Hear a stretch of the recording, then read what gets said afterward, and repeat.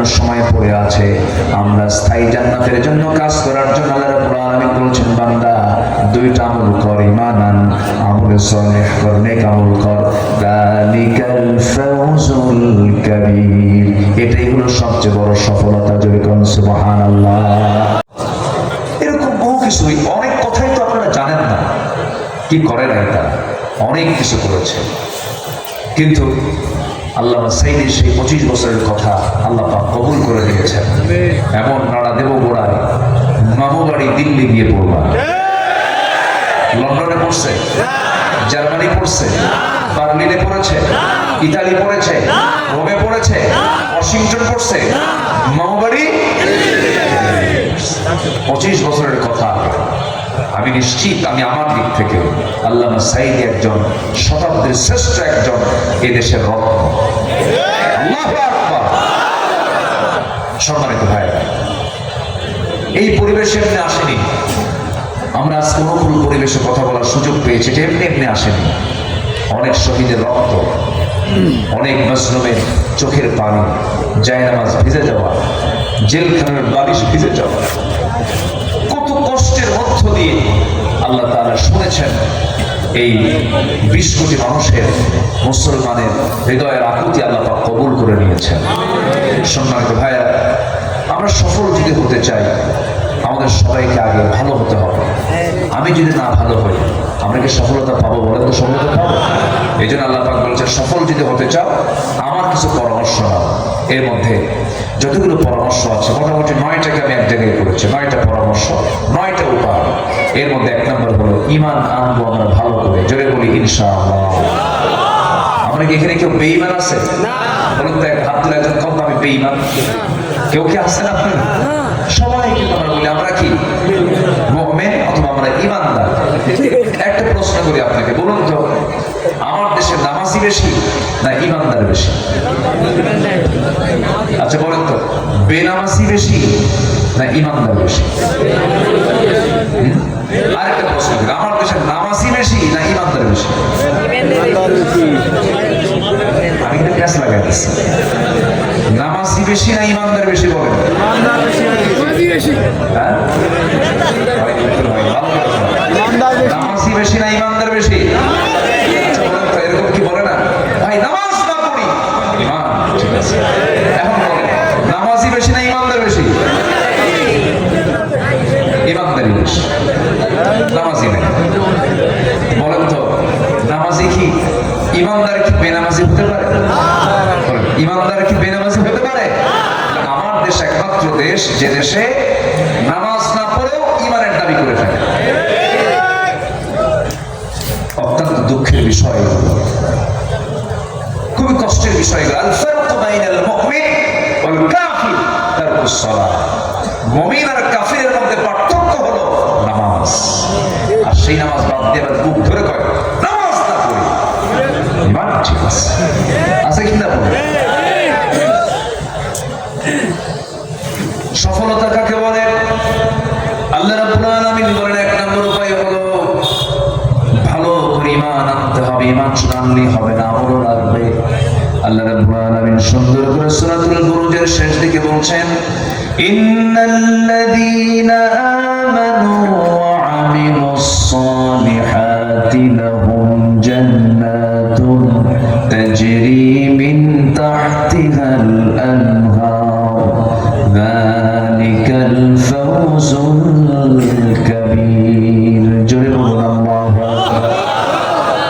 ঈমান যারা আনবে, নেক আমল যারা করবে, তাদের জন্য মহান রব্বুল আলামিন এমন জান্নাতের অফার দিচ্ছেন, এমন জান্নাত দিয়ে দেব যার নিচ দিয়া নহর প্রবাহিত, নদী প্রবাহিত। জোরে বলি সুবহানাল্লাহ।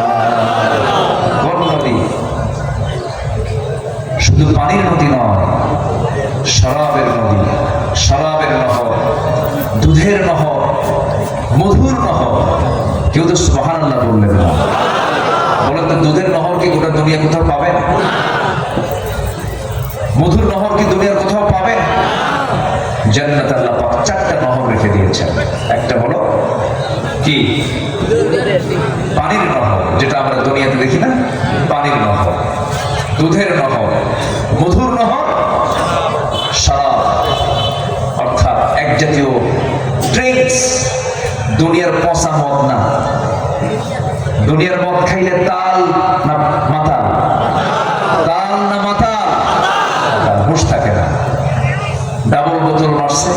বাড়িতে আসছে, দরজায় ডাক দিয়ে যাই।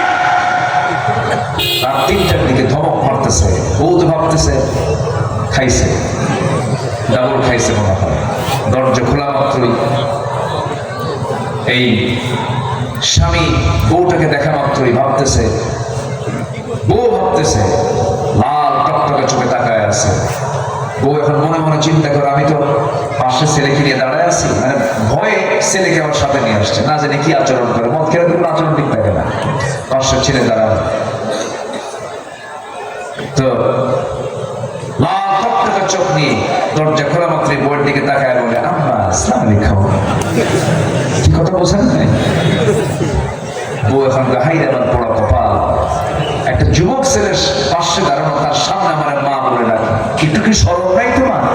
ছেলের দিকে তুমি একটু তাকায়, তুমি একটু ডাকবা না? ছেলের দিকে তাকায় বলে, দুলা ভাই আসসালামু আলাইকুম।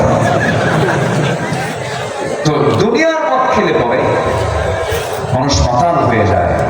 এই জন্য আল্লাহ পাক দুনিয়ার মদকে আল্লাহ পাক কি করে দিয়েছেন? আরো জোরে, আরো জোরে। আর আমার দেশের এক শ্রেণীর মুসলমানরা সংসদ আইন আকারে মদকে পাশ করেছে, মদকে হালাল করেছে। কেন হালাল করেছে? ওরাই বোতল বোতল মদ খায়। অতএব বোতলওয়ালা নেতৃত্বে বাংলার জমিনে আমরা কায়েম হতে দেব না। রাজি আছেন কারা কারা? হাত উঁচু করে দেখান।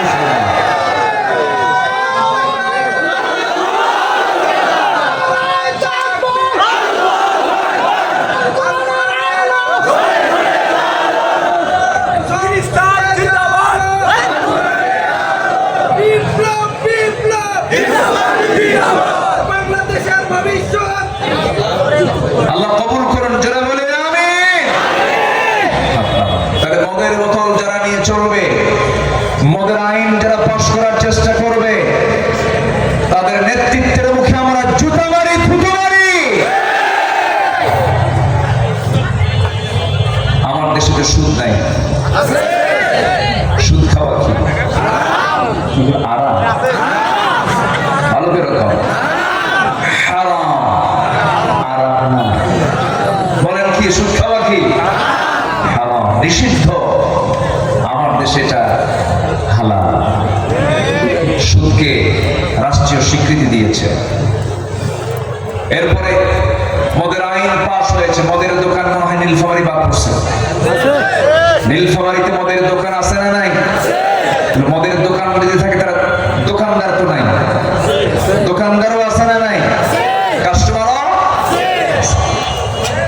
আবার আমার দেশে এমন কিছু হুজুরও আছে, ওই মদের দোকান উদ্বোধন হবে, হুজুরের দাওয়াত দেয়, চলে যায়। মদের দোকানে বরকত দিয়ে দাও, আছে তো? ওরাই ফতুয়াবাজি করে, সন্ত্রাস বিভিন্ন কায়দা হয়। এক শ্রেণীর ফতুয়াবাজি যারা, ফতুয়া সন্ত্রাস, যখন প্রয়োজন ওদেরকে ব্যবহার করে ইসলামের যে মূল স্রোত, এই ধারাকে বাধাগ্রস্ত করার জন্য যুগে যুগে মুনাফিক চক্র ফতুয়াবাজি করে এসেছে। এগুলো বাদ দেন, ভাববেন না আপনিও সুখে থাকতে পারবেন, আর ইসলাম আসলে সবাই সুখী হবে। আল্লাহ বোঝার তৌফিক দান করুন, জোরে বলি আমিন। রাগ করতেছেন নাকি আপনারা? সম্মানিত বন্ধুগণ, তাহলে আমরা সফলতা যদি পেতে চাই, আমরা ঈমান আনবো। রাজি আছেন তো? হয়তো অনেকে ভাবতেছেন হুজুর ঈমান আনবো মানে আমার নামই তো ঈমান। নাম কি? ঘুম থেকে 10টার দিকে ওঠে, নাম হলো ফজর আলী, নামাজ ফজর পড়ে না। নাম হলো জোহর আলী, জোহরের সময় নামাজে যায় না। নাম হলো রমজান আলী, রমজান মাসে দুপুরবেলা ভাত খায়, আছে কিনা বলেন? নাম হলো বাদশা মিয়া, ভিক্ষা করে। নাম হলো খোকা মিয়া, বয়স 80 বছর। নাম হলো হিম্মত আলী, সাইকেলের চাকা পাশ হলে সিট হয়ে পড়ে। নাম হলো আতর আলী, গোটা গায়ে গাজার গন্ধ। নাম দিয়ে কোনো কাজ হবে না, বংশ দিয়ে কোনো কাজ হবে না। বাবার পরিচয় দিয়ে ছেলে নাজাত পাবে না, ছেলের পরিচয় দিয়ে বাবা নাজাত পাবে না। তাই যদি হতো নূহের ছেলে কেনান জান্নাত পেয়ে যেত, তাই যদি হতো আজরের ছেলে আল্লাহর পয়গম্বর ইব্রাহিম আলাইহিস সালাম তার উসিলায় তার বাবা জান্নাত পেয়ে যেত। তাই যদি হতো আবু লাহাব কুরাইশ বংশে তার জন্ম নেওয়ার কারণে সেও জান্নাত পেয়ে যেত। বংশ, পিতা, সন্তান এমন কোন পরিচয় দিয়ে জান্নাত পাওয়া যাবে না। জান্নাত পাওয়ার জন্য মূল পুঁজি হলো ঈমান। মূল পুঁজি কি বলেন? আল্লাহ রাব্বুল আলামিন সুন্দর করে বলছেন, ইয়া আইয়ুহান নাসু ইন্না খালাকনাকুম মিন যাকারিন ওয়া উনসা ওয়া জাআলনাকুম শুউবান ওয়া ক্বাবাইলা লিতাআরাফু ইন্না আকরামাকুম ইনদাল্লাহি আতকাকুম ইন্নাল্লাহা আলিমুন খাবীর। জোরে বলুন আল্লাহু আকবার। আমি তোমাদেরকে এক নর এবং এক নারী থেকে সৃষ্টি করেছি এবং বিভিন্ন ভাষা, বিভিন্ন গোত্র ভাগে বিভক্ত করে দিয়েছি। লিতাআরাফু, যেন চিনতে পারো। ইন্ডিয়ান, জাপানি, কোরিয়ান, চায়না, ইউরোপিয়ান, আমেরিকান, আরব, এইরকম করে ভাগ করে দিয়েছি যেন তোমরা একে অপরকে চিনতে পারো। ভাষাও পৃথক করে দিয়েছি। তবে হ্যাঁ, এইরকম কোন জাত দেখে আমি তোমাদেরকে মূল্যায়ন করব না, গোত্র দেখে মূল্যায়ন করব না। আমি মূল্যায়ন করব তাকে যে বান্দা আমি আল্লাহ আমাকে সবচেয়ে বেশি ভয় করে। জোরে বলি সুবহানাল্লাহ। বেলাল সম্ভ্রান্ত কোন পরিবার নয়। বেলাল হলেন গোলামজাদা গোলাম, বাপ গোলাম, ছেলেও গোলাম। চেহারায় কোনো সৌন্দর্য ছিল না, কালো কুসকুসে মানুষ বেলাল। সেই বেলাল আল্লাহ রাব্বুল আলামিন এত মর্যাদা দিয়েছেন। নবী হচ্ছেন মদিনার ইমাম, আর সেই মদিনার প্রথম মুয়াজ্জিন হলেন সেই গোলামজাদা গোলাম বেলাল। যেরকম সুবহানাল্লাহ। বংশ দিয়া নাকি, জাত দিয়া নাকি, চেহারা দিয়া নাকি, না তাকওয়া দিয়া, না ঈমান দিয়া? ঈমান দিয়া। এই জন্য আমার বন্ধুগণ, দিন শেষে আল্লাহর কাছে হাজির হতে হবে, আল্লাহর সামনে ধরনা দিতে হবে, আল্লাহর সামনে জবাবদিহিতার কাঠগড়ায় দাঁড়াতে হবে। আল্লাহর সামনে আমরা লজ্জা নিয়ে দাঁড়াতে চাই না সম্মান নিয়ে দাঁড়াতে চাই? সম্মান নিয়ে যদি দাঁড়াতে চাই তাহলে আমাকে আপনাকে সবচেয়ে বড় পুঁজি ঈমানটা নিয়ে হাজির হতে হবে। সাথে থাকতে হবে আমলে সালেহ। ঈমানের কথা যেখানে এসেছে, আমলে সালেহের কথা সেখানে এসেছে। আল্লাহ পাক দুটোই বলেছেন, ঈমানহীন আমল গ্রহণযোগ্য নয়, আমলহীন ঈমান গ্রহণযোগ্য নয়। দুটাই লেগে থাকবে, দুটাই লাগবে আমার আপনার জন্য। আল্লাহ বলছেন, এমন একটা জান্নাত তোরে দেব যে জান্নাতের নিচ দিয়ে নহর প্রবাহিত। জান্নাত এমন একটা নিয়ামতের জায়গা, চোখ কখনো দেখেনি, কান কখনো শোনেনি, অন্তর কখনো কল্পনা করেনি। সর্বনিম্ন জান্নাত যে বান্দাকে দেওয়া হবে, সেই জান্নাতের এরিয়াটা হবে 10টা পৃথিবীর মতো একটা জান্নাত। জান্নাত মনে ছোট হয়ে গেছে। সুবহানাল্লাহ, ছোট হয়ে গেল। জোরে খাও না ভাই, আরো জোরে। একই সরার জমি, সরা বোঝেন তো নাকি? মাঠের একই মাঠ, একই মাঠের একই মৌজার জমি। আপনার জমির পাশে আরেকজনের জমি।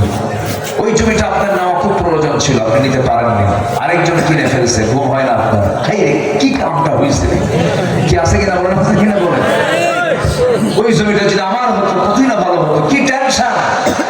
সামান্য 70-80 বছরের দুনিয়ার জিন্দেগি, মাঠে আপনার জমি শুধু আরেকটা জমি আপনার নেওয়া সব ছিল, আরেকজন নিয়ে ফেলছে, আপনি আফসোস করছেন। আর আল্লাহ বলছেন, ঈমান আর নেক আমল করে আসবি, ন্যূনতম 10টা পৃথিবীর মতো একটা জান্নাত আমি তোকে দিব। বান্দার দিকে খেয়ে নিলে, বান্দা খালি বিড়ি খায়। বান্দা খালি কি খায়? বিড়ি খায়। এলাকায় বিড়ি খায় মানুষ? বিড়ি খায় কম না বেশি? নামাজ পড়ে কম, বিড়ি খায় কি টান মারে, প্রতি টানে তৃপ্তি আনে। ধোঁয়া খায়া, ধোঁয়া এমন জোরে 3.5 তলায় পাঠায়। আছে না নাই বলেন? জান্নাতের ওয়াজ করছিলাম এক জায়গায়, এইদিকে উত্তরবঙ্গে কোন এক মাহফিলে। এক বুড়ো চাচা, খুব সাধারণ মানুষ, বুড়ো চাচা, আমি জান্নাতের খাবার কেমন হবে, কি জাতীয় সেখানে আপ্যায়ন করা হবে, এগুলো সব বলতেছি। হঠাৎ করে একটা চাচা দাঁড়া বলে, হুজুর জান্নাতের বহু খাবারের কথা বললেন, কিন্তু আমি তো খুব টেনশন আছে। কি হুজুর, জান্নাতে কি বিড়ি পাওয়া যাবে না? খুব টেনশন। বললাম, চাচা আপনি বিড়ি দুনিয়াতে পাবেন কিন্তু জান্নাতে পাবেন না কেন? কিন্তু পচা জিনিস, এই জিনিস জান্নাতে পাওয়া যাবে, যেটা শরীরের জন্য ক্ষতিকর এমন কোন খাবার জান্নাতে কোনো অনুমোদন। জান্নাতে খাবার খারাপ কিছু থাকবে না, দুনিয়াতে পচা জিনিস বান্দা খায়। এই ছেলে, বসো বসো বসো, শোনো না কথা। আমি কি আলোচনা চালাবো? কারো কোনো সমস্যা নাই তো? জোরে বলি ইনশাআল্লাহ। মাহফিল কমিটি আপনাদেরকে বসতে দিতে পারে নাই, সামিয়ানা করেছে অর্ধেক, বাইরে বসে আছেন অর্ধেক। সুন্দর করে সাজানো গোছানো হলে পরে মাহফিলটা দেখতে আরো সুন্দর দেখা যেত। উপচে পড়া ভিড় হয়েছে, মানুষ এসেছেন আপনারা। আমি খুবই খুশি যে আপনারা কোরআনকে এত ভালোবাসেন। বলি আলহামদুলিল্লাহ, জোরে বলি আলহামদুলিল্লাহ। সম্মানিত ভাইরা, তবে জান্নাতের মধ্যে কোনো আগুন আছে, কোনো ধোঁয়া আছে? কিন্তু ইমানদার বান্দার পকেটে আগুনও আছে, ধোঁয়া আছে। কি খাওয়া খায়, ইটের ভাটা ফেলে এত খাওয়া। আমরা সকল নেশা থেকে বাঁচবো, জোরে বলি ইনশাআল্লাহ। পান খান, পান খেতে আপত্তি নাই, পান আপনি খেতে পারবেন। পান খাবেন না কেন? পান তো গাছের রস, হজমের জন্য ভালো। কিন্তু দিনে 3 বেলা খাবার পরে খেতে পারেন। বুড়া দাদি, বুড়া নানা না খেলে ঠোঁট লাল না হলে কেন নানা হয়ে যায়? খান আপনি, সমস্যা নেই। 3 বেলা খান, 3 বেলা খাবারের পরে 3টা অথবা 4টা খান। 60টা পান সারাদিনে খায়, সাদুলের মতো অবস্থা। ঠিক কিনা কম? এত পান খাবেন না। 60-70টা পান যদি আপনি খান, 500 টাকা তো পানের পিছনে চলে গেল। এটা কি মৃত ব্যয় না অপচয়? অপচয় হয়ে গেল। এত পান খাবেন কেন? পান খান, সমস্যা পরিমিত খান। সে পান খান আপনি, পানের সাথে আবার হাকিমপুরের রহমতুল্লাহ আলাইহি কেন? কথা আছে এখানে তো ক্লেম। মনে হয় রাগ করলেন সবাই? রাগ করলেন? রাগ করা যাবে না। যে বিড়ি খায় সেও চায় আমার ছেলেটা বিড়ি না খাক। কি আমার ছেলেও খায়? যে বিড়ি খায় সে কি চায় তার ছেলে বিড়ি করো? বলেন কে চায়? চায় চায় চায়। বিড়ি খায় একটা খবরদার বাবা বিড়ি খাবি না কিন্তু। কি কথা কি বুঝতেছেন? নিজে খায় আবার ছেলেকে না খাবো না, যেটা অপছন্দ সেটা বাদ দেবো। জোরে বলি ইনশাআল্লাহ। মাহফিলে সে প্রায় বলে আমাদের, হুজুর বিড়ি খাওয়া কি জায়েজ আছে? মানে উনি জায়েজের চেষ্টায় আছে না। ইমানদারের সঙ্গে এগুলো যায় না। যারা ইমানদার না তাদের সঙ্গে এগুলো যায় না। এগুলো করার সময় নাই তো। ইমানদার এগুলো বাজে কাজের সময় দেবে না। ইমানদার বাজে কোনো কথা বলবে না। ইমানদার হবে, ব্যক্তিত্ব সম্পন্ন, পার্সোনালিটি থাকবে, শখসিয়ত থাকবে। তার হাঁটা চলা, কথাবার্তা, আচার আচরণ সকল মানুষের কাছ থেকে ভিন্ন হবে। সে যখন কথা বলবে মিষ্টি মিষ্টি কথা বলবে, যখন সে চলবে সুন্দর শান্ত মাথায় চলবে। উগ্রতা থাকবে না, মেজাজের ভারসাম্যহীন হবে না, জাহেলদের সঙ্গে কোনো তর্ক বিতর্কে যাবে না। আল্লাহর পছন্দের বান্দারা কেমন হবে? ওয়াইবাদুর রাহমানিল্লাযীনা ইয়ামশুনা আলাল আরদি হাওনা ওয়া ইযা খাতাবাহুমুল জাহিলুনা ক্বালু সালামা ওয়াল্লাযীনা ইয়াবীতুনা লিরাব্বিহিম সুজদান ওয়া কিয়ামা ওয়াল্লাযীনা ইয়াকুলুনা রাব্বানা اصرف عنا عذاب جهنم إن عذابها كان غراما إنها ساءت مستقرا ومقاما জোরে বলুন আল্লাহু আল্লাহ বলছেন আমার পছন্দের যারা বান্দা হবে জমিন অত্যন্ত বিনয়ী হয়ে চলবে, নম্রতা নিয়ে চলবে, উগ্রতা নিয়ে চলবে না। এবং জাহেলদের সামনে শুধু সালাম দিয়ে বিদায় নেবে। রাত যখন গভীর হয়ে যাবে, সবাই ঘুমে যাবে, কিন্তু আল্লাহর পছন্দের বান্দাগুলো সেজদায় পড়ে পড়ে চোখের পানি ফেলে ফেলে কাঁদবে। আল্লাহকে বলবে, আল্লাহ জাহান্নাম থেকে আমাকে বাঁচায়া দাও, জাহান্নামের আগুন আমি স্পর্শ করতে পারবো না। ইন্নাহা সাআত মুস্তাকাররা ওয়া মুকামা। বান্দা চোখের পানি ফেলে ফেলে কাঁদবে। আল্লাহ বলবেন, ও ফেরেশতারা, দেখ আমার বান্দা আমার ভয়ে কেমন করে জায়নামাজ ভিজে ফেলতেছে, চোখের পানি ফেলতেছে। এই বান্দার চোখের পানি দিয়া 7টা জাহান্নাম নিভায়া দিয়া তার জন্য 8টা জান্নাতের বাজেট আমি আল্লাহ পাস করে দিলাম। বলুন সুবহানাল্লাহ। চোখের পানি ফেলবো কার সামনে? আসতে বলুন না, কার সামনে? পৃথিবীর কোন মানুষ চোখের পানির মূল্য দেবে না, কোনদিন দেবে না।